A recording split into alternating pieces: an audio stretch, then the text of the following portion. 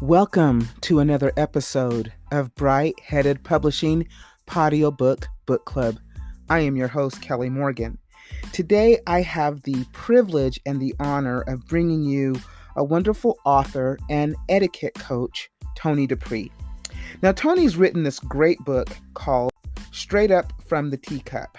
Toni wants you to take a deeper look at yourself, and the book tells it exactly like it is. As she says, she lays it all out on the line.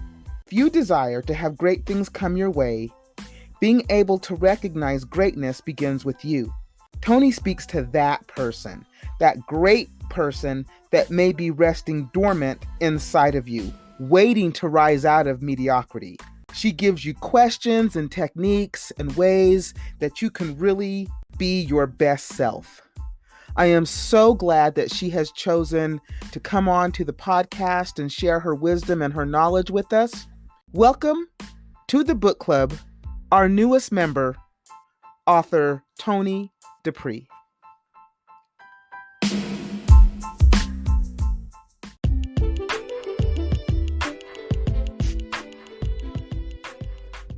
Toni, thank you so much for being a part of the book club and coming on the podcast. How are you doing today? I'm doing well. Thank you for having me. No, thank you for coming. So I really like it when I have the opportunity to speak with authors and find out their journey into becoming an author. And I have found that when I speak to authors, most authors always knew that they wanted to be an author, although some didn't know how that was going to come about. So, what's your journey? How did you decide that you were going to become an author? So, first of all, I didn't want to become an author. It was during a hardship period. My mother had passed away, and I had exhausted all of my savings and everything for her medical. And I found myself in a townhouse and I was broke. And I asked God, you have gifted us with everything we need to be successful in life. If the money and whatever I need is in me, somewhere around me, please show me. And I honestly heard, write a book. And I said, no, I don't want to write a book. I need a job. I'm broke. And I fought it. I resisted it. And I kept meeting people who said that they were publishers, people who said that they were editors. I kept meeting these people and I was like, what in the world? And one lady asked me if I had something written, and I did, my PowerPoint.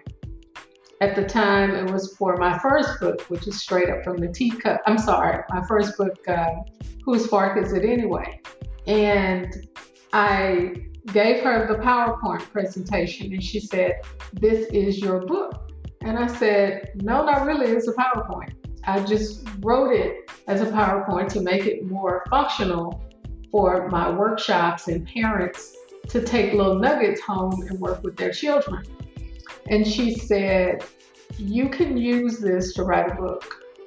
I resisted for a bit and then I gave in and I tried it and she said, it looks like a manual. You have to put a story with it. I didn't know what I was doing, how to do it. I didn't know any other writers or authors around me that I could ask anything. So I prayed again. I was like, if this is a story in me, Lord, please tell me what it is. I woke up and it was a story about how my mother taught me etiquette. And I went through the steps, wrote it out, and straight up. And I'm sorry, whose fork is it anyway? Was born. So tell me about the book. The book is nonfiction, and so tell me the first book, Whose Fork Is It Anyway? What is that book about? Whose Fork Is It Anyway is a dining etiquette guide because I'm an etiquette coach and I did so many dining etiquette workshops. Parents were asking me about little tidbits to help their children. So I felt like if I put it in a book, it would make it a little bit easier. And then I can't be everywhere. So then these people could possibly have little groups of kids over their children's friends, and they could do little dinner parties, and they could teach them etiquette. That was my concept for the book at the time. The story that I had to write with it was it wasn't supposed to be a manual. So in putting the story with it, it was like telling the story of how my mother taught me etiquette with my girlfriends. And I just put that with the book. So that's the story part of it. And I tied it into the dining etiquette lesson, which is the book. Whose Spark Is It Anyway? I really like the title of that book. Thank you. I do. I really like that title. So, did you self-publish your books? I did. And I want to hear about your self-publishing journey, because I like to ask people who self-publish to kind of tell me their journey, you know, what was difficult, what was challenging, in hopes that we can, you know, shed knowledge, you know, and bring knowledge to somebody else who maybe is thinking about self-publishing. Okay. So my experience, in a word, was horrible. And it just was. From meeting people who said they were editors and they were not, and going down the whole book writing rabbit hole, from meeting this person who said that they were this, or they could do this, or they can help me do that. As far as marketing, publishing, editing, all of that. It was a bunch of knocking my head up against the wall and starting over and all of this kind of stuff. Because I didn't know the industry. That's one. And I was very honest about that, which I think was good and bad. Because people tend to see you as green. You don't know the industry, you don't know the people, so they can tell you whatever. And that was my experience. I met this lady. She wasn't here in Houston, but she was an editor. Well, she was editing the book. She misspelled my name. She misspelled so many other things in the book. I was devastated. And it came about where I had to have it. I relaunched the book. I went with another company, and it was still self-publishing, but I had to do it because I had to correct those mistakes in the book. And it was a bunch of money, unnecessary money, that you think you're going to get a few different things and you don't, as far as marketing, and you're not learning anything because everything is online and people are telling you what they're doing, and you can't be sure if they're doing it or not because you're not getting any reports. It just was a feeding fest. The first book. The second book, it was self-published as well, but the lady was a lot more organized. It's just that I didn't get a lot of the things that I needed as it related to marketing. And I felt like for the second book, it should have more range than the first book. I should have learned something. I should be able to go further. Well, that company was not equipped to take me further where I thought I should go. So I put legs to it myself. I was able to get the second book into Barnes & Noble. I had never done anything like this before. All of this was new. And it, as far as marketing, learning how to just get your book out there to give it traction. It has been a journey. When I tell you, I do not like the self-publishing process at all. I'm so honest about that. I just do not like it. Because you don't know who anybody is and if they're really doing what they say that they're going to do. That is very true. I never thought of it that way. But the one thing that I have learned in my journey as far as self-publishing is you really have to have an entrepreneurial spirit, right? And you have to wear different hats. There's even a misconception that a traditional publisher will do all the marketing for you, and that's not true.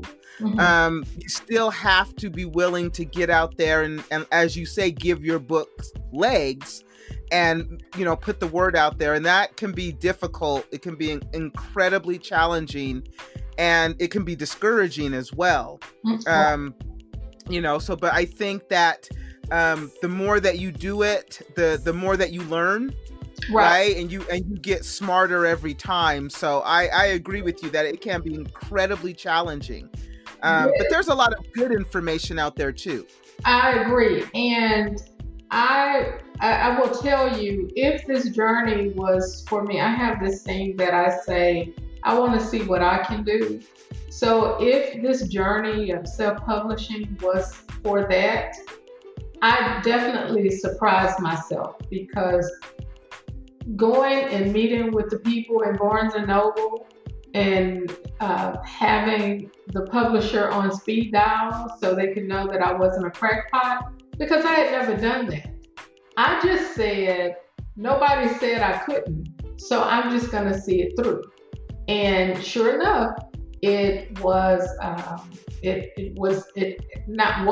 is in Barnes & Noble store as well as online. It's actually at a lot of, I really am surprised at how much traction I made, because when people tell me, oh, your book is in such and such, or it's on some library website or whatever, I was like, really? But I promise you, I was a crazy person, because my work just wasn't going to be in vain. It's a lot that goes into writing a book. I just couldn't see myself sitting idly by and just saying, oh, well, I'll just sell it out of the trunk of my car. I just not doing that. And I wasn't, and I have made a lot of traction with both books. And I'm really proud of that, because I don't know the industry that well. And now I'm called the veteran. And I have two individual books that I've written, and then a co-author book. You are now a veteran. But you have come a long way, and you have a lot to be proud of, Toni. So congratulations to you on the 2 books and the traction that you have made. I think it's fantastic. So I really want to get into your second book. So tell us about this book. Tell us about the second book. So Straight Up From the Teacup is straight from my heart. It is a book about communication and how we interact and manage our engagement with one another. I talk about owning your spot and asking yourself a few questions before you start pointing the finger, always considering you first in every process. I talk about from a personal to a professional level of engagement, and yourself in all of those engagements. Each chapter is named after a tea, and that comes from the title. And it is funny because I share some personal stories. I share, in the last chapter, I share about during publication, I received this ugly text message from a lady who we were friends, and I think I rubbed her the wrong way. And she was reading me to ride at, and I put it in the book. And I use everything, because I'm a person that believes you use everything, the good, the bad, and the ugly. And because everything in this world is not great. And even though I'm an etiquette coach and I've been doing that for so many years, at the end of the day, I'm human. And I wanted to show how you respond to that. And by showing how I actually responded to it. So I met with the editor, And I asked her how she felt about me putting that in the last chapter. And she kind of was iffy about it. And then she said, no, you like to go against the grain. And I think it fits with what your book is about. It's straight talking. You like to use real stuff. So let's use it. And I put it in there, and people asked a lot of questions about it. So I guess it's doing what it's supposed to do. But I want to be the author known for saying more with less words. I don't want to write a 300-page book that doesn't tell anybody anything and doesn't leave them with something. I just don't want to be that kind of writer. So I do everything. So would you say that this book forces the individual, or maybe force isn't the best word, has the individual take a good hard look at themselves? Yeah, it does. Actually, that's in my synopsis, to tell you the truth. It does. And I understand why you don't want to say force, but when you read the book, you can't help but think about yourself in every equation. And that's the kind of book I wanted to write, because for this one reason, I have too many conversations with people, whether they're personal friends or coworkers or whatever, who talk about situations with other people that they have never talked to. And that is one of my pet peeves, that we do not talk about the nitty-gritty.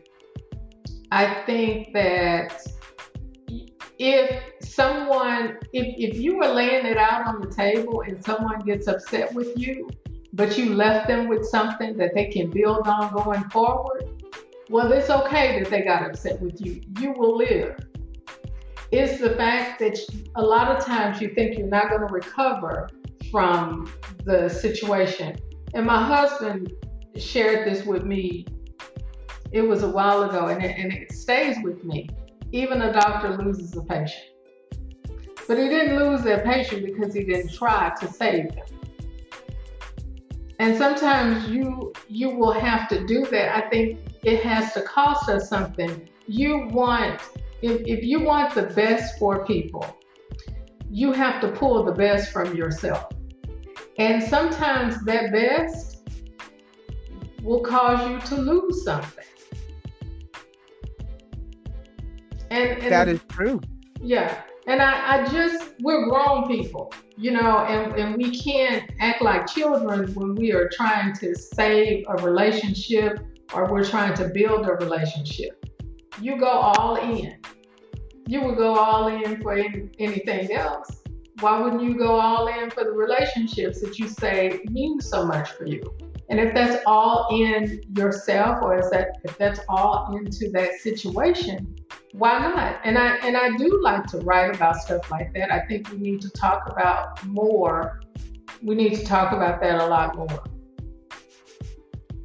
I think that most of us would say, and I would think most could agree with me, that looking at yourself sometimes through that lens where you have to admit the faults that you have can be an incredibly hard thing to do. And it's so much easier sometimes to lay blame on others for your faults because you don't want to admit these things to yourself. Do you cover anything like that in the book? I cover a little bit about that when in the first 2 chapters, because it's all about yourself, and I use myself, some personal stories. So I cover a little bit about that. Not a lot, but a little bit. I touch on it a little bit. So who would you say, Toni, is your audience for this book? When you thought about writing this book and putting it together, who did you think, your audience would be? Well, at the time, it was every woman who has had a conversation about everybody without talking to them at the time.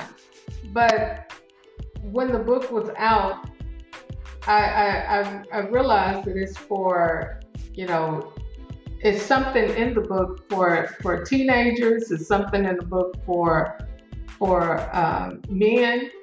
It's something in the book for everybody. So as this book has sold, and I've done book discussions, and I've had more men be a lot more vocal than women, is when I realized that, it's actually for everybody. At the time, I was writing with women in mind because that's who I was talking to. And that's who was asking me a lot of questions, women. And when I had the first book discussion, there were a lot of men who showed up. And then I realized, wow, a lot of men buy the book. I mean, you don't know that at first. You don't really know everybody who's buying the book because you think it's more women because you get more book reviews from women. But I was really surprised at how many men showed up at the book discussion. So you had called yourself earlier in the conversation that you were seasoned, as did I, a seasoned vet with 2 books under your belt. That's what they call me. I don't know that I'm seasoned. I don't know that you ever feel like that, Kelly. Me neither. But let me ask you this question. You've got these 2 books. You've been out marketing them. It sounds like you're doing extremely well. You've done things that you didn't know that you could do, and you learned how to do these things. So what does literary success look like for Toni? Now that, Kelly, is a great question because I don't know. So for me, literary success is that I got my book published. Do you see what I mean? Because you're not going to, writing a book for me wasn't about getting famous or making a lot of money. That's not why I wrote the book. When I wrote the first book, maybe I need to tell you this about me. I do everything people-minded. So when I wrote the first book, I was people-minded. I had mothers in mind because they kept asking me, how do I stop my child from eating with their elbows on the table and eating like a wild animal? So I felt like if I wrote this book, this would make this process a little easier for them. When I wrote the second book, it was about trying to stop that god-awful conversation and that I kept getting, and maybe encourage people to talk to who they needed to talk to. Maybe if I showed them what that conversation looked like, maybe we could ease some of this tension that we have between men and women, or girlfriends or whatever. So everything was me being people-minded. So for me, having it published and people actually reading it, it didn't really matter if it was 1,000 people or one person, just that it helped somebody. And that's kind of what literary success looks like to me. That's a great answer. Do you have any unpublished or unfinished books? Are you working on the third? I am trying to work on the third book, but I can't seem to get it finished because of working. Because I'm an etiquette coach and I still do etiquette workshops and speaking engagements, and I still, this book was out in 2018 and it was like it just came out yesterday. So I do a lot of interviews about the book and the book discussions, which I really love book discussions. So it's kind of hard for me to finish, but I am working on the third book.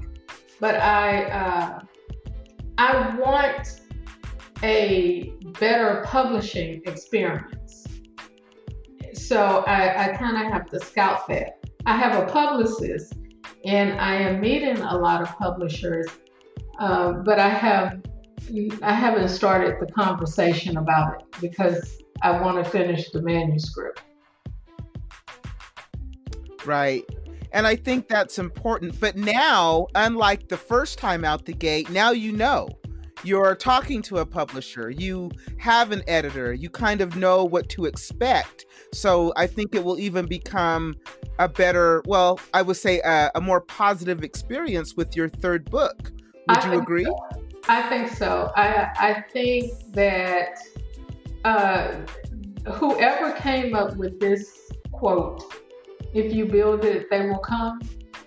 I think if we think in terms of that for all that we do, like writing, if you write the book, the publishers will come, the editors will come because you are putting yourself out there. So I totally agree with you that the process becomes a little bit easier once you have gotten over that first hurdle or second hurdle. So I do agree with what you just said. It's true.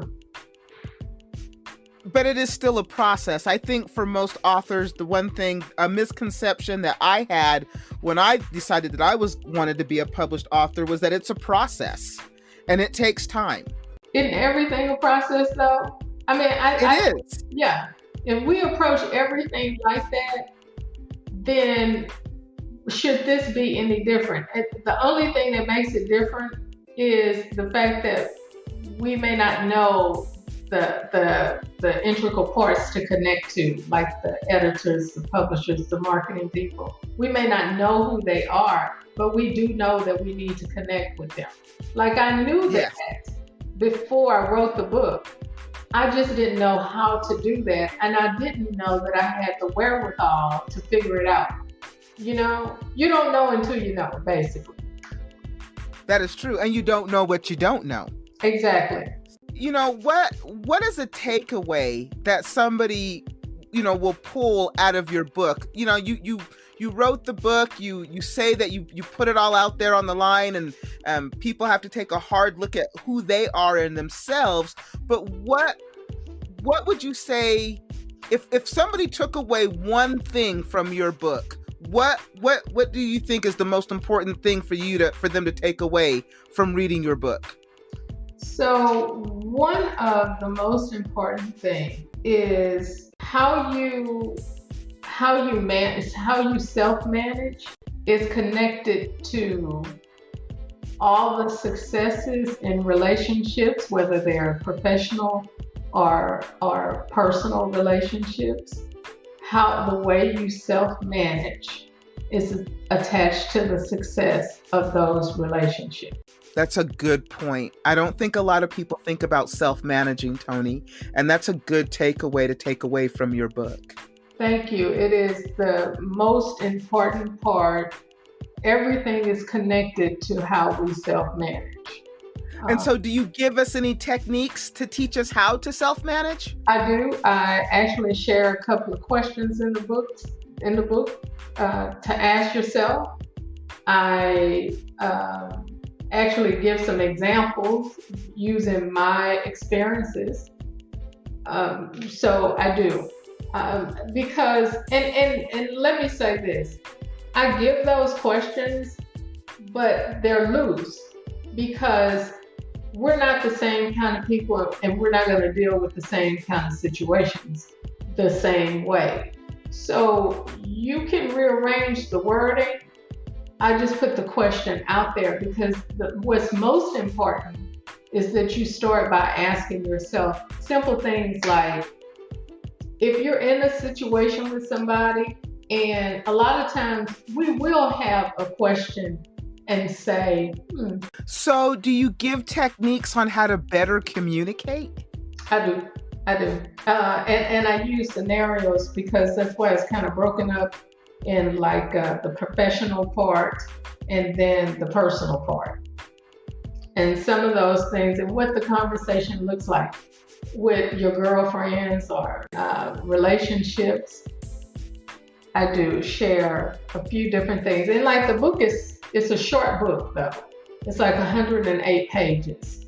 Again, I want to be known for saying more with less. So, but I was asked if I could do another part of this book. So it probably should have been a little longer, Kelly. But I was like, I always have this thing, my God, I don't want to bore the people, you know? Is your third book a follow-up to this book? Well, see, it wasn't. But now that I'm having this conversation with you, it's making me rethink some things. It wasn't a follow-up, and maybe it should be a follow-up because this book is getting a lot of attention.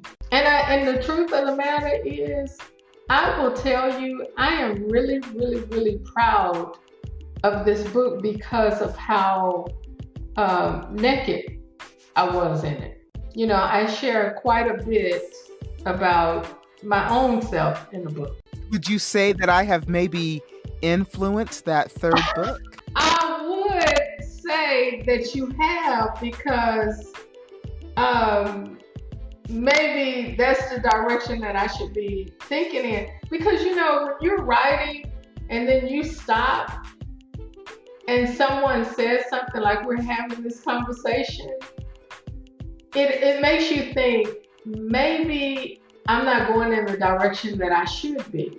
You know, maybe I need to rethink the direction a little bit. So yes, I would say that you are influencing the third book. Thank you, ma'am.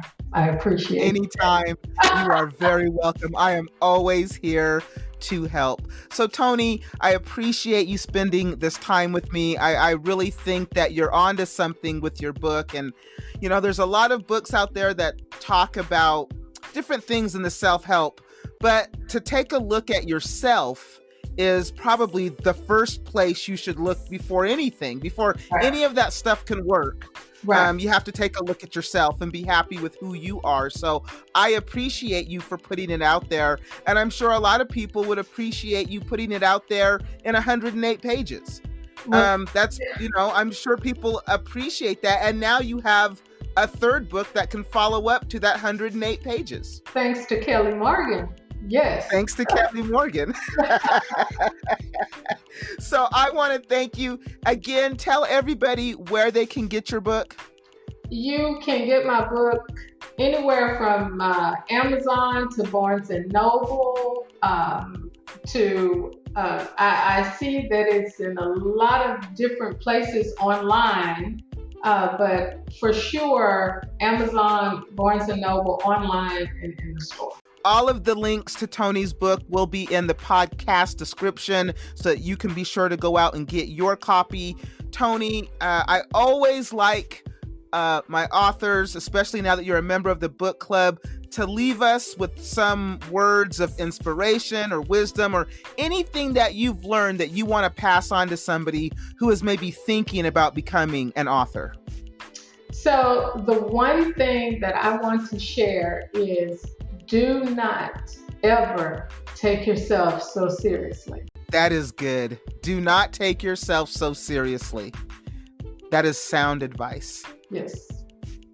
I appreciate you being here. Again, the podcast is always open to you. You are now an official member of the book club, which means you can come back at any time, talk about any of your books, any projects that you have going on. The door is always open to you. It's just a point of you reaching out to me and saying, hey, Kelly, can I come back? And the answer will always be yes. Thank you, Kelly. Thank you so much. You are so welcome. I wonder why this person approached me with that. Well, it's nothing wrong with asking yourself that. A lot of times we will sweep that under the rug. You know, like, well, there's nothing wrong. They may have, well, if it came to you, then it may be something for you to investigate. So you would just probe a little bit more with that. So what you might do was turn that on them and say, what is it that attracted you to my conversation? To create a different dialogue. If they don't want to talk to you, then that might not be somebody that you need to invest any time with. So I talk about that kind of stuff because we will as women, we'll think it, and then we'll say, well, I'm not going to say anything about it because it could be nothing. Well, yeah, it could be nothing, but it also could be something. And just because it came up, if you address it, it could save you a whole lot of damn time. Because that's the biggest part that we are concerned about, is how much of our time is wasted on BS. So do you give techniques on how to better communicate? I do. And I use scenarios because that's why it's kind of broken up in like the professional part and then the personal part. And some of those things and what the conversation looks like with your girlfriends or in relationships. I do share a few different things. And like the book it's a short book though. It's like 108 pages. Again, I want to be known for saying more with less. So, but I was asked if I could do another part of this book. So it probably should have been a little longer, Kelly. But I was like, I always have this thing, my God, I don't want to bore the people, Right. So is your third book a follow-up to this book? Well, see, it wasn't. But now that I'm having this conversation with you, it's making me rethink some things. It wasn't a follow-up, and maybe it should be a follow-up because this book is getting a lot of attention. And the truth of the matter is, I will tell you, I am really, really, really proud of this book because of how naked I was in it. I share quite a bit about my own self in the book. So would you say that I have maybe influenced that third book? I would say that you have because maybe that's the direction that I should be thinking in. Because, when you're writing and then you stop and someone says something like we're having this conversation, it makes you think maybe I'm not going in the direction that I should be. Maybe I need to rethink the direction a little bit. So yes, I would say that you are influencing the third book. Thank you, ma'am. I appreciate it. Anytime. You are very welcome. I am always here to help. So Toni, I appreciate you spending this time with me. I really think that you're onto something with your book. And, there's a lot of books out there that talk about different things in the self-help, but to take a look at yourself is probably the first place you should look before anything, before any of that stuff can work. Right. You have to take a look at yourself and be happy with who you are. So I appreciate you for putting it out there. And I'm sure a lot of people would appreciate you putting it out there in 108 pages. That's, I'm sure people appreciate that. And now you have a third book that can follow up to that 108 pages. Thanks to Kelly Morgan. Yes. Thanks to Kelly Morgan. So I want to thank you again. Tell everybody where they can get your book. You can get my book anywhere from Amazon to Barnes and Noble to I see that it's in a lot of different places online, but for sure Amazon, Barnes and Noble, online, and in the store. All of the links to Toni's book will be in the podcast description so that you can be sure to go out and get your copy. Toni, I always like my authors, especially now that you're a member of the book club, to leave us with some words of inspiration or wisdom or anything that you've learned that you want to pass on to somebody who is maybe thinking about becoming an author. So the one thing that I want to share is do not ever take yourself so seriously. Do not take yourself so seriously. That is sound advice. Yes. I appreciate you being here. Again, the podcast is always open to you. You are now an official member of the book club, which means you can come back at any time, talk about any of your books, any projects that you have going on. The door is always open to you. It's just a point of you reaching out to me and saying, hey, Kelly, can I come back? And the answer will always be yes. Thank you, Kelly. Thank you so much. You are so welcome.